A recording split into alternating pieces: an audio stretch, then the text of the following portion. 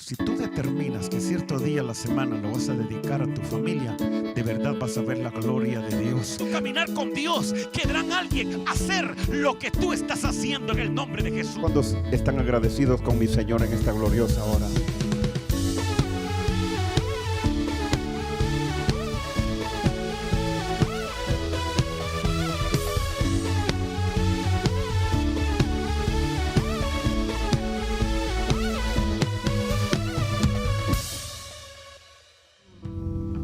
Quiero invitarle a ir a la maravillosa palabra de Dios. Mateo capítulo 28, miremos un par de versos de la palabra de Dios y le damos bienvenida a cada uno de los que nos visitan después de leer la palabra del Señor, a ver si sacamos un minutito para saludar a dos, tres. Pero leamos primero la palabra de Dios y después va a darle la bienvenida a aquel que está cerca de usted y decirle: qué bendición saludarte en esta mañana. Si están en Mateo capítulo 28, dicen amén. Y leemos en la comunión del Padre, del Hijo y del Espíritu Santo.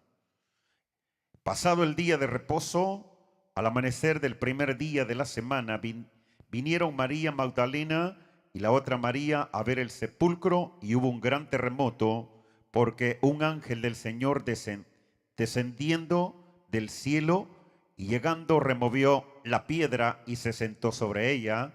Y su aspecto era como un relámpago y su vestido blanco como la nieve. Oramos, dígale así: amado Espíritu Santo, te abro mi mente, mi corazón, mis 5 sentidos. Háblanos y permite que más de un valor hablado, enseñado, tome vida en mi corazón. Por Cristo Jesús mi Señor. Amén y amén. Antes de sentarse, salude a 2, 3. Aquel que se hizo acompañar de una visita, preséntenoslo en esta mañana, preséntenlos. Bienvenido el que hizo traer una visita, un amigo, un familiar, un conocido. Salude a 2, 3, extiéndale la mano, un abrazo. Lo que Dios ponga en tu corazón ahí, lo que Dios ponga en tu corazón. Vamos ahí en el nombre de Jesús. El tema que quiero hablar en esta mañana se titula Camino al Calvario. Camino al Calvario. Cuando nosotros miramos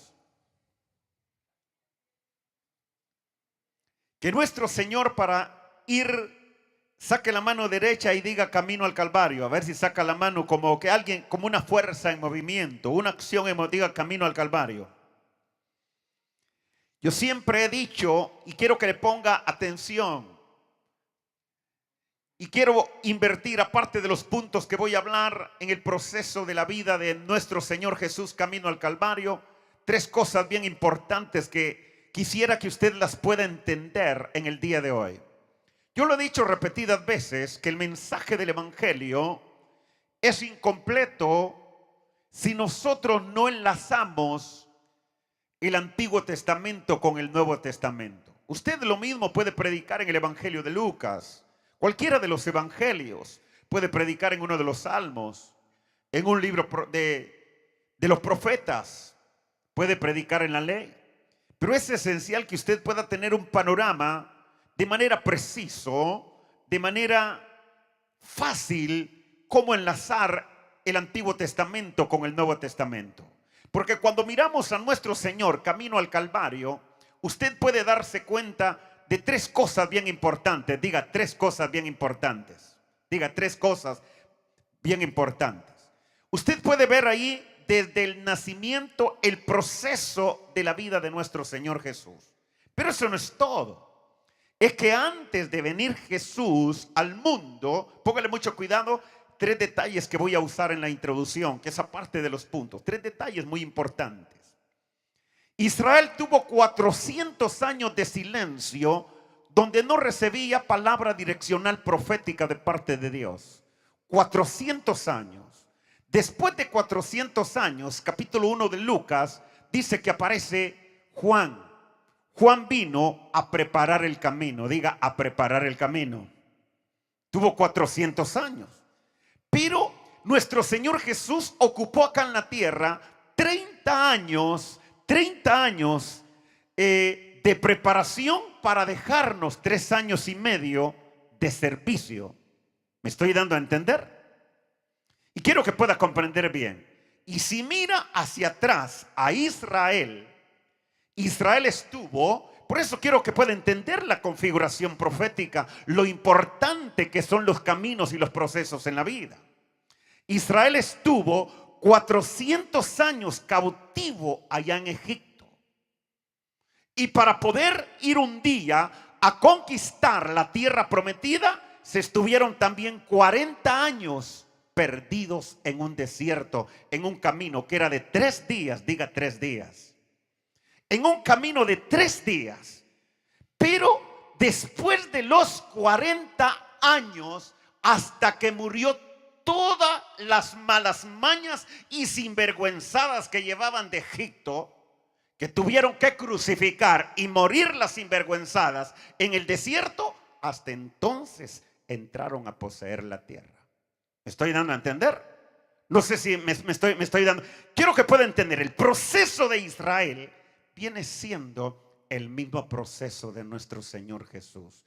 Ellos no pudieron disfrutar las bendiciones de la tierra hasta que atravesaron el Jordán.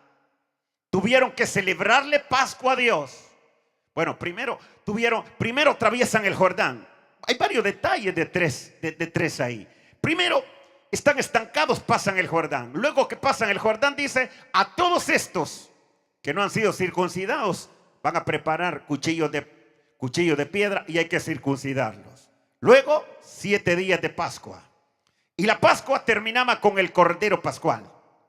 No sé si está comprendiendo. Yo quiero decirle que todo este proceso de Israel es la figura profética de lo que tiene que venir en el tiempo de la gracia, nuestro Señor Jesús, a vivir un proceso aquí en la tierra, y termina su maravilloso proceso yendo a la cruz. Y la parte 3, en la introducción: todo hombre, toda mujer que en verdad no aprende un proceso en la vida a morir a sus pecados o a nuestros pecados en el proceso de la vida, yo quiero decirles, diga proceso al Calvario. Proceso al Calvario. El que en el proceso de la vida no muere a su propio ego, a su propio orgullo, a su propia vanidad, no va a descubrir el verdadero propósito para el cual nació. Para poder entender el propósito para el cual naciste, hay que morir. No sé si me estoy dando a entender. Muy bien, por eso es importante. Pueda comprender. Por eso dramatice conmigo, diga camino al Calvario.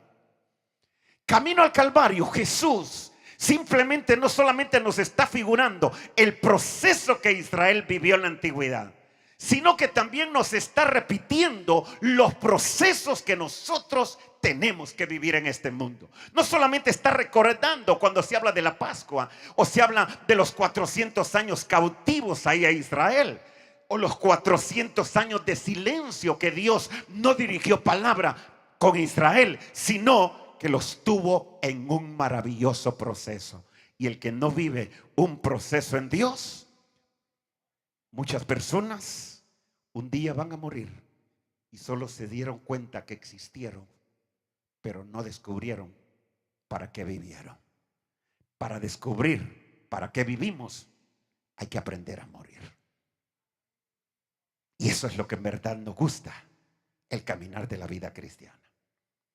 Para descubrir para qué nacimos, hay que aprender a morir. Y eso es lo que es más duro. ¿Me siguen? Por eso es bien importante. Lucas, y voy a narrar un poquitito de la vida de Jesús, así breve. Ya les di la introducción y les di un panorama generalizado. Lucas capítulo 1, verso 31 dice así: y ahora concebirás en tu vientre y darás a luz un hijo y llamarás su nombre Jesús. Entonces, el primer punto en esta mañana para los que escriben, comienza el panorama de la vida de nuestro Señor Jesús, que de parte del Padre, el Padre vio una mujer digna de honra, digna de bendecirla acá en la tierra, a cual era la Virgen María. Y luego dice que el Padre viene a que el verbo, diga el verbo, vamos a ver, diga el verbo. El verbo era la palabra. Y la palabra representaba a Cristo, porque dice que al principio era el verbo. El verbo era Dios. Jesús era el verbo. Jesús era la palabra. Entonces, ¿qué le engendran a la Virgen María en el vientre? La palabra.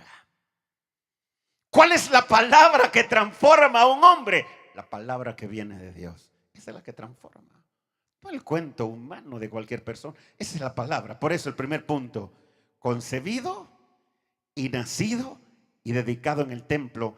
Porque yo quiero narrarles así rápidamente un poquitito de la vida de Jesús. ¿Sabe por qué me llama mucho la atención?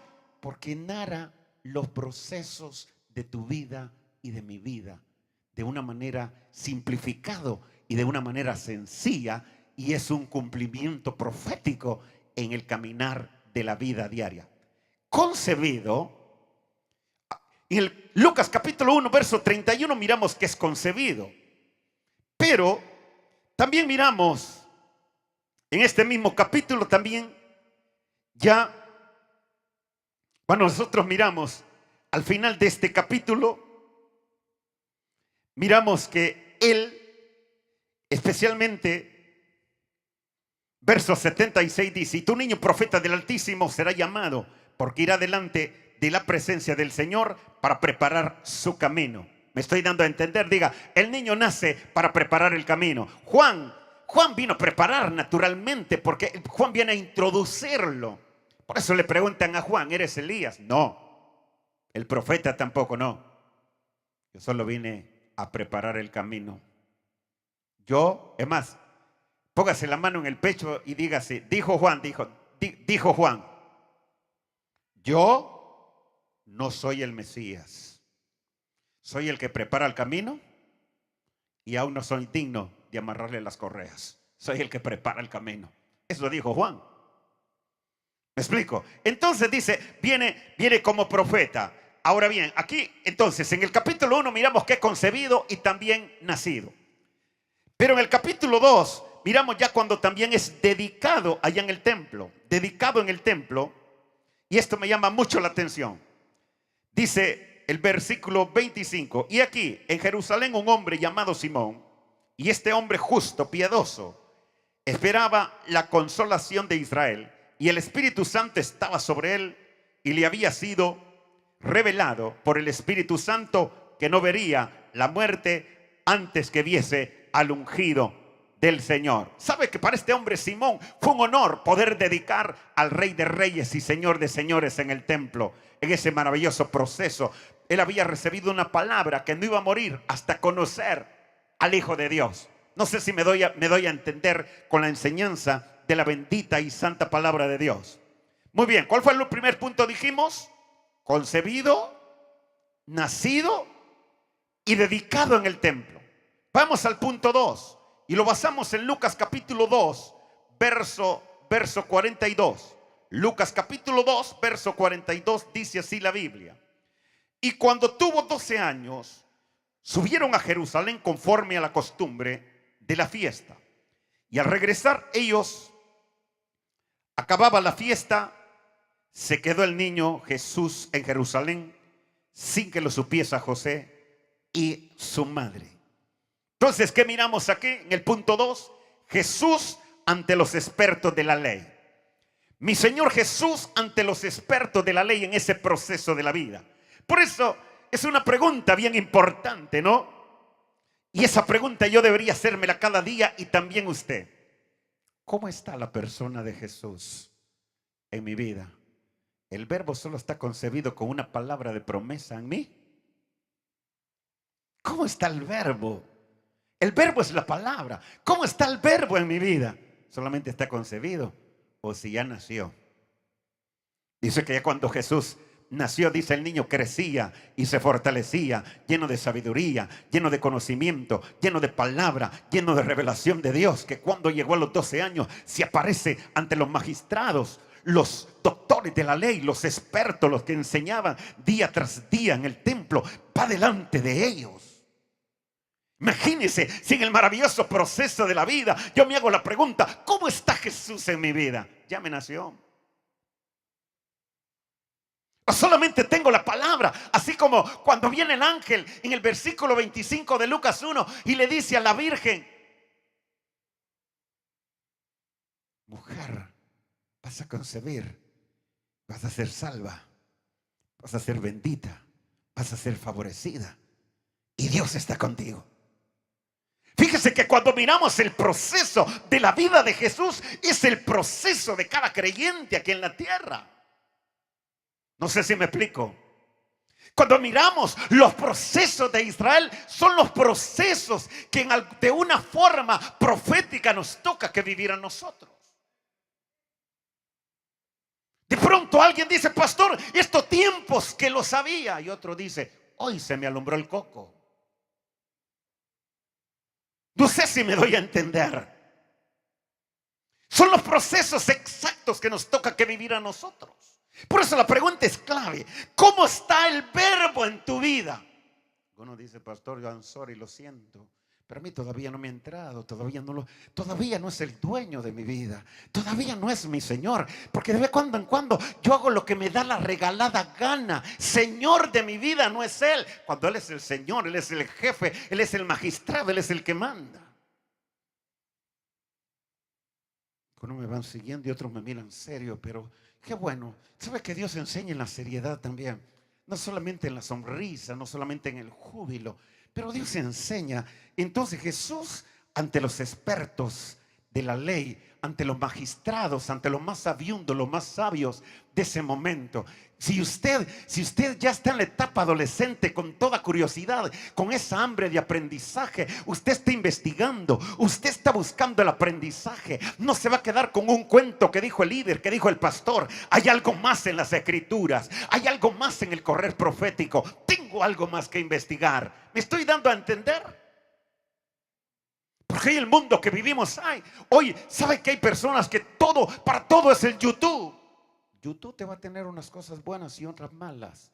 Si tú te dejas llevar por todos los cuentos del YouTube, vas a terminar más enredado que cualquier cosa. Debe de tener mucho cuidado. El gran apóstol Pablo dijo: todo me es lícito, pero aún no todo me conviene. ¿Me van siguiendo? Entonces, en el capítulo 4 del mismo evangelio, aquí en Lucas, vamos a estar un poco en Lucas, qué bien. Y luego rematamos con la escritura que decimos: Jesús, lleno del Espíritu Santo, volvió del Jordán y fue llevado por el Espíritu al desierto. Qué importante. Punto 3. Jesús bautizado en el desierto y comienza su ministerio. Ese es el punto 3. Le voy a explicar por qué. Después de ser bautizado, curioso, pero dice que el mismo Espíritu lo lleva al desierto. En el desierto es donde se va a probar quién en verdad somos. En el desierto se va a probar no solamente tu integridad y mi integridad.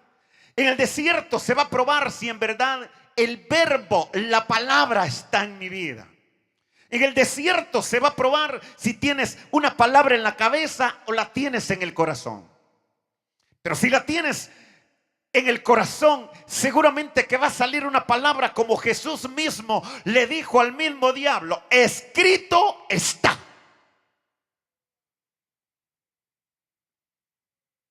Escrito está. Jesús tenía la palabra en él, pero le dice: escrito está. No solo de pan vivirá el hombre. Y el diablo es tan astuto. Mire, ¿sabe cuál es el problema de mucha gente? Y cae en el fracaso, la desgracia y la destrucción, que negocian ideas con el diablo en la mente. Fue el problema de Eva y ha sido el problema de todos los vivientes: negociar las estrategias del diablo en la mente. Con el diablo no hay que negociar, el diablo hay que reprenderlo y decirle: escrito está. Al Señor tu Dios adorarás y a Él solo servirás. Lo que hay que entender es que cuando a Dios le conviene, el diablo nos hace los mandados. Eso fue lo que surgió con Jesús. Dice: escrito está, al Señor tu Dios adorarás y a Él solo servirás.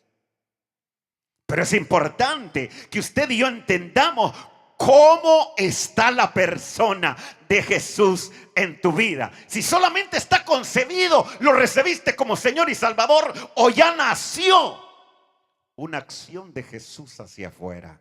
Ya nació el testimonio de Jesús hacia afuera. Ya nació el fruto de Jesús hacia afuera.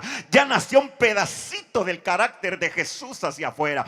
Ya nació el testimonio de Jesús hacia afuera. O solo está aquí adentro. Pero si solamente está aquí adentro y vienen a negociar lo falso contigo, dile: escrito está.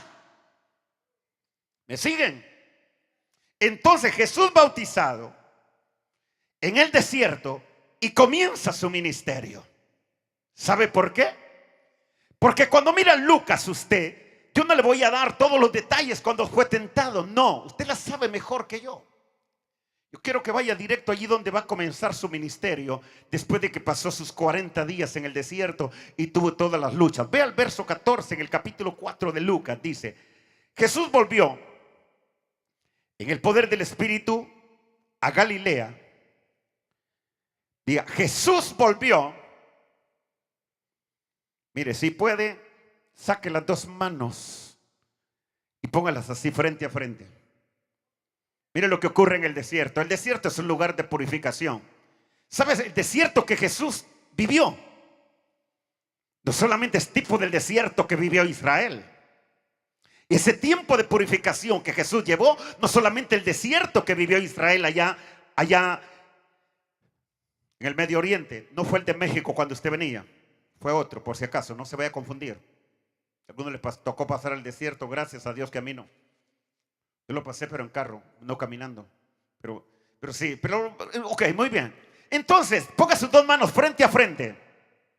En el desierto lo que le surgió a Jesús fue que lo humano, diga lo humano, y ponga sus manos frente a frente. Lo humano de Jesús en el desierto hizo una sinergia con lo sobrenatural de Dios, porque reprendió al diablo y dice: y volvió en el poder del Espíritu Santo. Para comenzar su ministerio, y volvió en el poder del Espíritu Santo. Ya cuando mira el verso 18, allí le resume a usted el verso 18 de ese capítulo, el propósito del ministerio de Jesús. Pero para poder en verdad, tuvo que morir al derecho de hijo de Dios. Tuvo que morir a tener las comodidades del cielo. Tiene que venir a vivir el desierto y a vivir como nosotros, para entender tus debilidades y entender las mías. Pero lo humano que él tomó de la tierra, tuvo que hacer sinergia con lo sobrenatural de Dios allá en el desierto. Y luego dice: y volvió, lo dice el verso 14, léelo bien. Y Jesús volvió en el poder del Espíritu a Galilea y se difundió su fama. El verso 18 dice: el Espíritu del Señor está sobre mí. Dramatice conmigo, diga: cuando paso el desierto, diga: cuando paso el desierto, el Espíritu de Jehová estará sobre mí. Habrá un brillo de Dios, habrá una autoridad de Dios, habrá una revelación de Dios, habrá una palabra de luz, habrá una palabra de revelación, habrá una palabra de autoridad. Autoridad sobre el infierno, autoridad sobre el diablo, autoridad sobre los demonios, porque se rompe una tela, se rompe aquello que en verdad tapa la revelación de Dios. No sé si me estoy dando a entender. Muy bien, entonces vayamos a Josué capítulo 5 verso 6. Josué, vamos al Antiguo Testamento para verificar un poquito lo que estamos hablando, porque vaya que no le estoy hablando cuento de viejas ni de viejos, no, sino que le estoy hablando en base de la palabra de Dios. Porque hoy en día yo le animo a la gente que busquen la palabra de Dios, porque cualquier gente nos mete cuento de vieja, cualquier gente, en verdad. Yo recuerdo, mi abuelo le contaba historias a uno de Tío Coyote, Tío Conejo y tantas cosas, y le pegaba un montón de mentiras y uno se las creía. Me explico, yo no les estoy hablando cuentos de vieja, te estoy hablando en base de la palabra de Dios. ¿Me siguen? A ver, los que tienen ahí la palabra de Dios, ¿qué dice Josué capítulo 5 verso 6?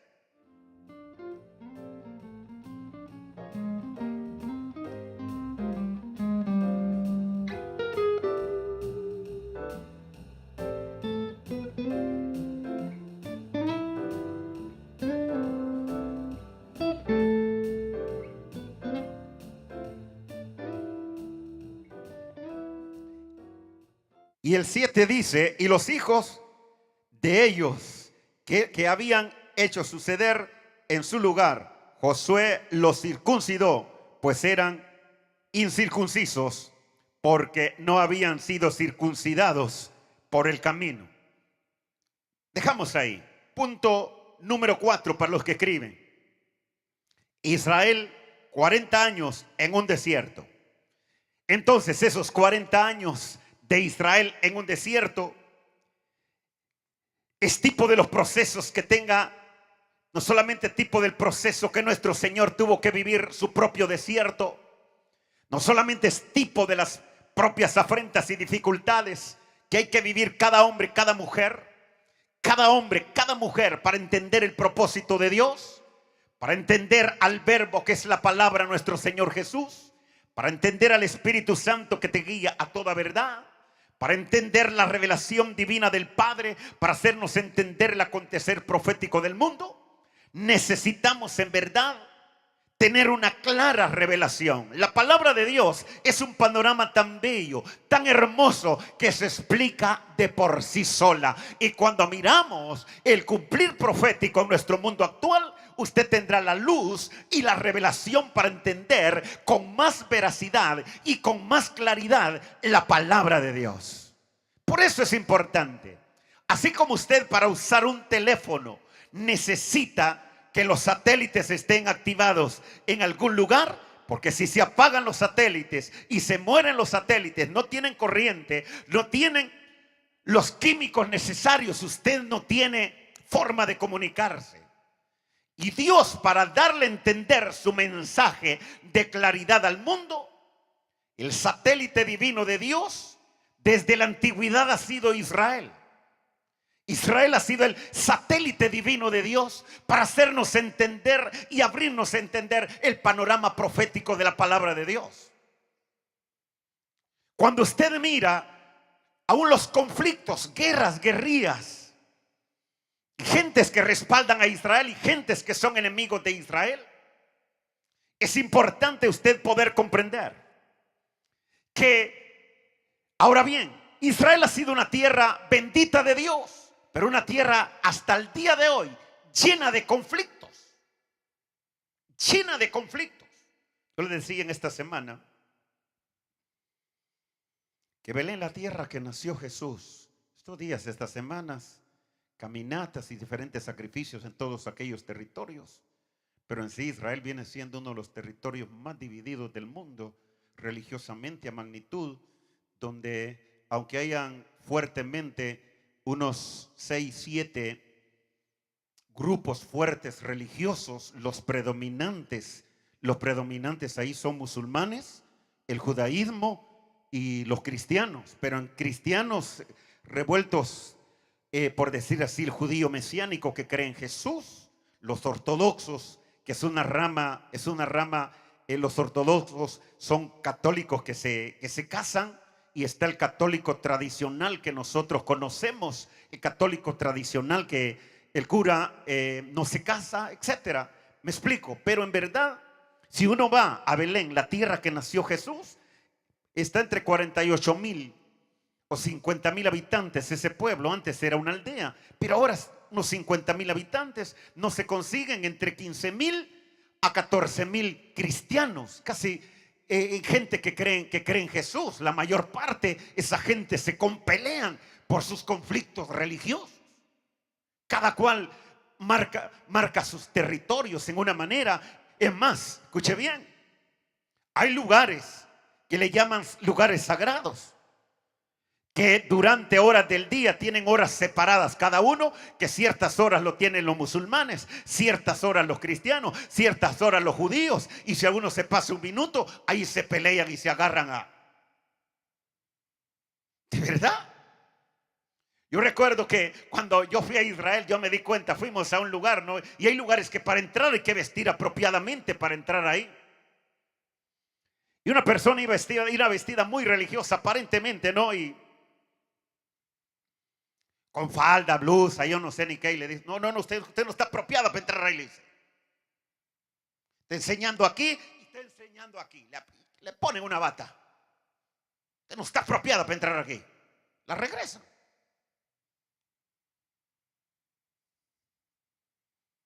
¿Me entiende? Porque tienen sus detalles ahí rígidos. No sé si me estoy dando a entender. Entonces es importante comprender que Israel 40 años anduvo en un desierto. ¿Y sabe qué? Y dice que en esos 40 años, todos aquellos que no estuvieron dispuestos a morir, porque hay que morir a nuestros paradigmas mentales, a nuestros conflictos religiosos, para poder ser merecedores de la bendición de Dios. El que no muere, a veces morir a esas ganas de adulterar, de fornicar y hacer barbaridades. Si no mueres a esas ganas, te pierdes. ¿Sí o no? Es que a mí me gusta, pastor. Tú decides. ¿Te mueres o te pierdes? Camino al Calvario es tipo de muerte. Y luego, después de que morimos, aprender a vivir. Después de que morimos, aprender a vivir como un resucitado. Más duro todavía. Más duro. Por eso dice que, miremos, ve que ya el tiempo me está corriendo y ustedes no me hacen señas que el tiempo me está corriendo. Miremos otro punto mejor. Los procesos de Israel. Yo quiero 6. Representa los procesos en nuestra vida. Los procesos de Israel, los procesos de nuestro Señor Jesús, representa los procesos en nuestra vida, como yo les dije minutos atrás. Cuando una persona apenas tiene una semilla de Dios, una palabra de Dios, dice: yo sé que tengo que cambiar, yo sé que algo tengo que arreglar todavía, yo sé que mi testimonio en el trabajo no es el más correcto, yo sé que mi testimonio en la escuela no es el más correcto.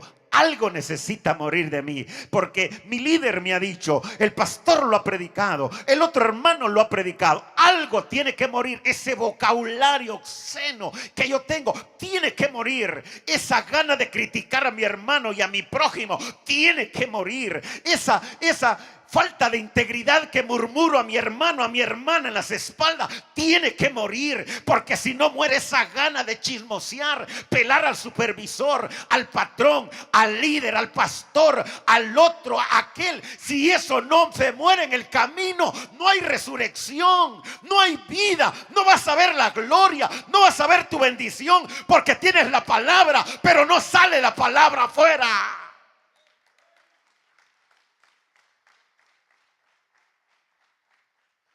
Pastor, pero si nadie me lo había dicho. Te lo dicen de diferentes formas, solo que te haces el bobo, brother. O el desentendido no se te ha revelado. Y que conste, no estoy hablando en parábolas como Jesús. Yo busco le pido a Dios que me dé como una palabra de sabiduría de hablar. Quizás, bueno, yo le digo que yo cometo errores todos los días, ¿no? Pero cada día le digo: Dios mío, dame una palabra que pueda ser precisa, que se pueda entender, porque yo tengo un problema, que yo entiendo todo lo que quiero decir, pero los demás no me entienden. Por eso los pongo a escribir, por eso mismo, porque como ustedes no me entienden, escríbalo. Entonces dice: usted lo puso allá, le dijo a alguien que lo pusiera en la pantalla, y este verso bíblico, y si usted me habla por la palabra, y si yo me equivoqué y fallé, pues le digo: hermano, en verdad remito mi error, pido que me perdones si te causé confusión, te enredé, te puse más loco que una gallina loca, pido que me perdones y que la gloria postrera para tu vida pueda ser más grande que la primera, y lo que no se te revela hoy, que se te revele en el día que viene. Mire, a veces los pastores, los predicadores nos emocionamos un poco. Es natural, pero sí es importante que usted entienda con claridad esto. Los procesos de Israel, Jesús los representó en su propia vida, porque Israel en todos sus procesos y en todos sus rituales era sacrificar corderos para poder tapar los pecados por un año. Pero en todos esos procesos Jesús nos enseñó a vivir, nos enseñó a morir y nos enseñó también a resucitar y nos enseña también a aprender a vivir en esta tierra como un resucitado. Porque Pablo dijo, cuando Jesús entró a su vida, ya no vivo yo, ahora vive Cristo en mí y ahora tengo que aprender a caminar como un resucitado, como un nacido de nuevo. Será el testimonio de mi vida. Oh Dios, gracias. Entonces, bueno, ya le diga a Nancy, ¿a cuántos puntos llevo? ¿Seguros? ¿Cuándo van? El 5 representa los procesos en nuestras vidas. Ese representa. Pero yo le voy a dar 6 para que tengan ganancia, para que no digan, denos algo más, aquí, ahí te van. Entonces, el último punto es Jesús resucitado. El verso primero que vimos dice que el primer día de la semana, bueno, yo les pudiera narrar, mire que, sabe que el mensaje de nuestro Señor Jesús fue tan precioso, tan hermoso, tan poderosísimo, fue de perdón, fue de arrepentimiento, fue un mensaje que nos enseñó no solamente a vivir, sino a morir. Pero Él tenía una manera muy particular de presentar el Evangelio. Por eso dice los hebreos, y ciertamente todo sacerdote estaba día tras día presentando los mismos sacrificios, las mismas letanías, los mismos rituales, regando mirra, las mismas cosas que nunca podía quitar los pecados de la gente. Era un ritual sacerdotal. Y luego aparece Jesús y les dice, y el reino de los cielos es semejante a una mina. Y el reino de los cielos es semejante al sembrador que salió a sembrar. Y el reino de los cielos es semejante a 10 vírgenes. Y el reino de los cielos es semejante a un padre de familia. Y presenta más de 25 maneras diferentes de presentar el Evangelio. Y cuando está hablando de reino y reino y reino y dice, entonces tú eres el rey. Tú lo has dicho, le dice. Pero ¿cómo es posible si nosotros tenemos nuestro emperador? ¿Y sabe qué? La consecuencia que fue capturado a muerte era que la mayor parte no pudieron entender el mensaje del reino.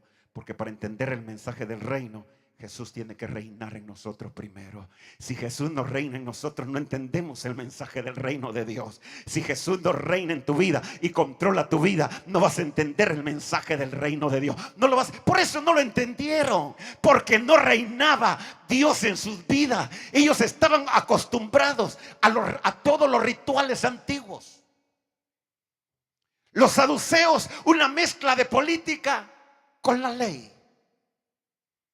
Y los fariseos, la religiosidad tradicional de los sacerdotes. Y cuando aparece alguien, es más, lo que dijo el Imperio Romano, este es un revolucionario, este es otro partido político. Levante la mano, diga, no era un partido político, era el reino de Dios. Era el reino de Dios. Por eso Juan les dijo, el reino de los cielos se ha acercado aquí. Aquí se ha acercado el reino de los cielos.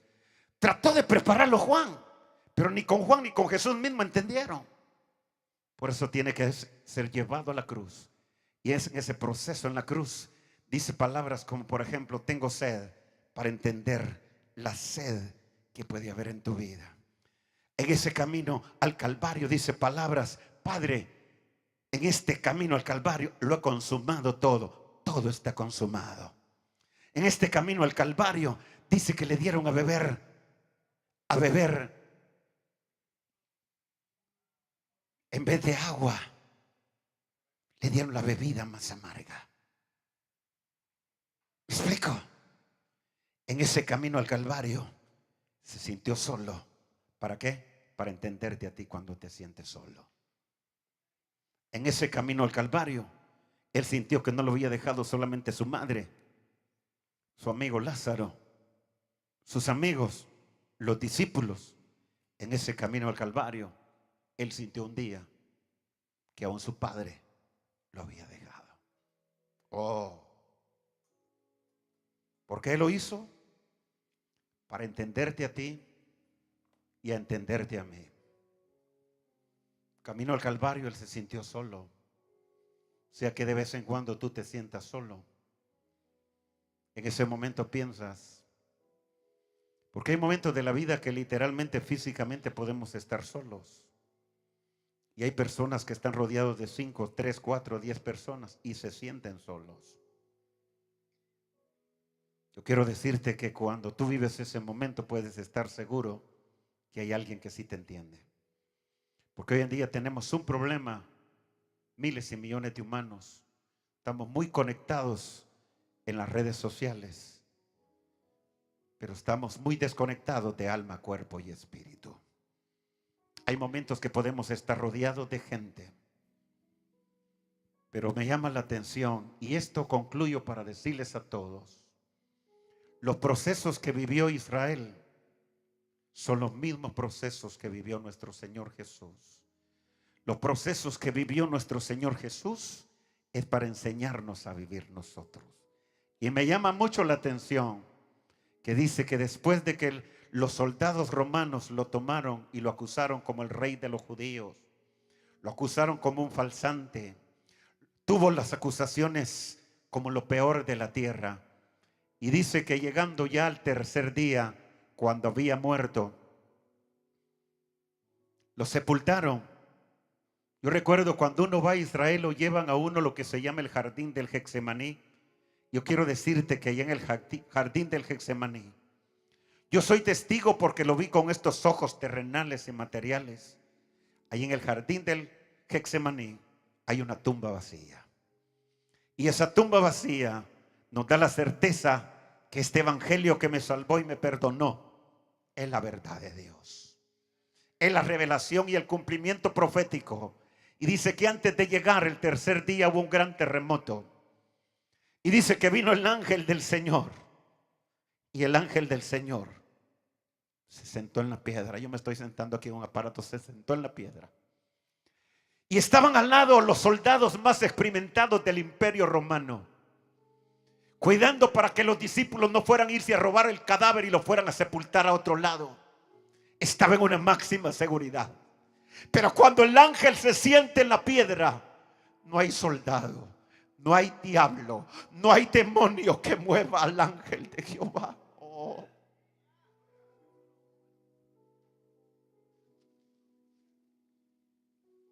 ¿Qué quiero decirle a cada uno? Hoy el ángel de Jehová es tipo del Espíritu Santo. Cuando permites que el Espíritu Santo se siente en tu dificultad, no hay diablo que pueda contra ella. Cuando permites que el Espíritu Santo se siente sobre tu desierto, no hay diablo que pueda contra ella.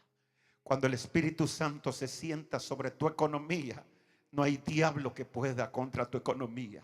Cuando el Espíritu Santo se sienta en tus casos en tu caso legal de migración, no hay diablo que pueda con ella.